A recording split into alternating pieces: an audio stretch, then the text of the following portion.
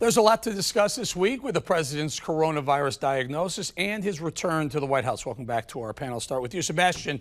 A lot of people are giving the president a hard time about a quick return from Walter Reed back to the White House. Your thoughts? I thought I knew this man. I advised him as a private citizen when he was playing old Mr. Trump during the campaign.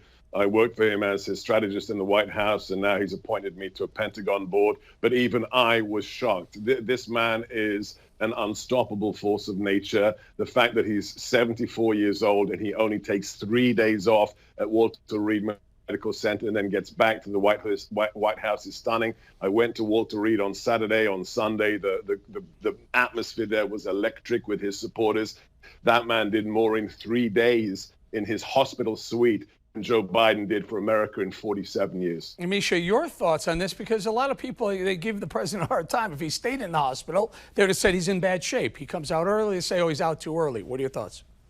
No, you're absolutely correct. And I think that from a personal perspective, I'm happy that the president was actually able to get out. I'm more bothered by him acting, though, the COVID-19 virus is not serious, him downplaying it over and over again, talking about now how he's felt better than he has in the past 20 years. This is a president who got world-class medical care, a president who is on a cocktail of steroids that, you know, the average American citizen would not have access to, even if they have some of the worst cases of COVID-19. It is frustrating to watch him continually not talk about the importance of mask wearing or social distancing, even after we're watching over 200,000 Americans who have died and more being infected every day.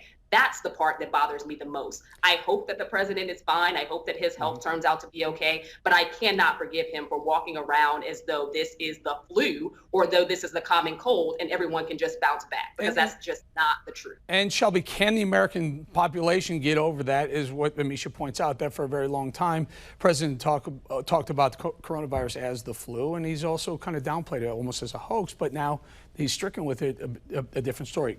Can they get over that?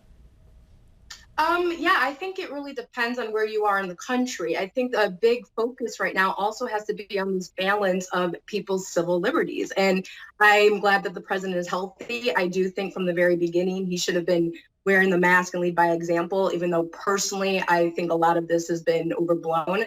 We're supposed to be worrying about lowering the curve so we're not overburdening hospitals. And just because one is sick does not necessarily always mean it turns into something serious. But I do think regardless of where you are, people in Michigan, for example, there was just a court ruling that the governor there has gone too far. You don't just can say, oh, there's an emergency, I can do what I want. And that is what is happening in certain jurisdictions. And then also contemplate that with protest. It's such a serious illness, yet everyone can still protest and riot and peacefully assemble. Yet at the same time, they'll tell certain areas, okay, you can't go to church. I'm going to crack down on certain. Inconsistent with the administration, administering who has to stay home and who doesn't. Jason, certainly, Ameshia points out that the president got some cocktail of drugs that were experimental. Some of them were experimental, but he is the commander-in-chief. Certainly, we want the commander-in-chief to have the best care, even if it is experimental. No. Absolutely, we want the commander-in-chief to get good care, as I want every American to get good care. And of course, by dismantling ACA, which brought 20 million more people health insurance, he's not doing that. He's not taking care of the American people. And I think that that's a problem. Also, his stalling of the negotiations for a relief bill. Lots of people are food insecure. I believe 51 million people right now are food insecure, in part due to this virus. And the president has said, oh, well, I'm going to make this a political issue and talk about it when I have all the leverage after the election.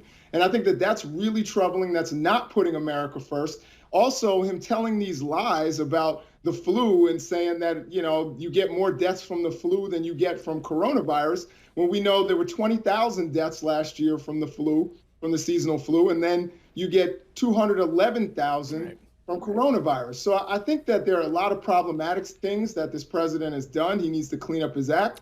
You know, he's got a little bit of time. Get back to the table with Pelosi and Schumer and actually get us a coronavirus relief bill so that people can stop being food insecure. I agree with you, and I think they're working on that as we speak. We're going to leave it right there. We're going to say thank you to Shelby, to Jason up top, Ameshia, and Sebastian Gorka. Thank you all very much. Panel, you're awesome.